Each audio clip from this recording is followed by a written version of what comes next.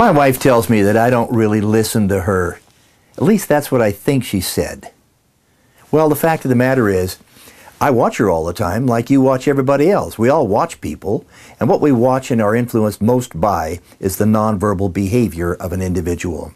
More than half of our message is impacted by the nonverbal actions that we take and we say and we show as we try to communicate. There's lots of different numbers and ideas about how much it impacts us, but the fact of the matter is I don't think anybody argues the fact that it's important. What is important also is to understand that there's something else that's going on here. There's the message behind the message. There are a couple of reasons why that we have this message. First, the goal of life is balance. We want to have balance within our interpersonal relationships, in our relationship within our own body, and with everybody else. If our system is out of balance, if one part of the system is not working well, what will happen is there will be compensation. The compensation will come up, and after that happens, if there's not a balance that's struck that works well, the system will break down, the system will become sick, and ultimately the system will fail. This is true on personal, national, and international levels. The goal of life is balance. So as we look and think about that as an idea, one can ask themselves, why is nonverbal behavior so important? Well, because nonverbal behavior reflects the other half of our message. It is the keel on our ship. In a certain way, if you think about us as having a ship with a keel, that the keel ultimately helps us to, and guides us in the direction in which we're going. It is not the sails. The daily events are the sails that impact and focus our direction, but the keel is the thing that keeps us stable and keeps us upright. That keel can also be thought about as our unconscious behavior. We have nonverbal behavior, which is conscious. That's this saying to support my message. And then we have nonverbal behavior, which is unconscious. And that's the part that really talks about our goal at trying to reinforce and to maintain that balance within ourselves. You all know this one, don't you? I did not have sex with that woman. What's the message here? Well, we know that there was a guy who said that. And when he said that, nobody really believed him because of the nonverbal message that really said that's not true. Now, why would somebody say something that's not true?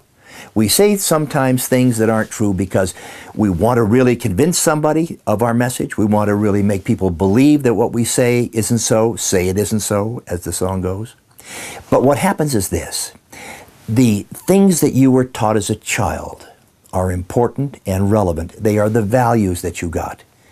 And most all of us had parents that said it's not good to lie. Don't lie, don't deceive, don't say things that aren't true. And so what happens is that when we find ourselves being disingenuous, not telling the truth the way we really know it to be inside, what happens is we send a double messages. Look, I love you. I told you who I loved you. I don't know why you don't feel comfortable with me. I'm really comfortable with you. So we have this double message that says what I say and what I show is different.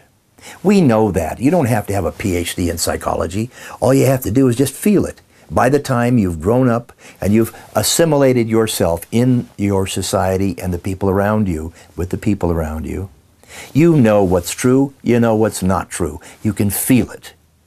And so we have those feelings, those reactions, and they are based on nonverbal behavior, which is both conscious and unconscious. I call the nonverbal behavior that is unconscious a nonverbal leak. It is repetitive. It happens over and over. It reflects an unresolved problem and strategy from the past. It's our message and our attempt to find balance, keep balance, and make balance something that is a characteristic of our lives and the way we do our lives. The goal of life is balance. The nonverbal behavior reflects and shows our attempts to have that.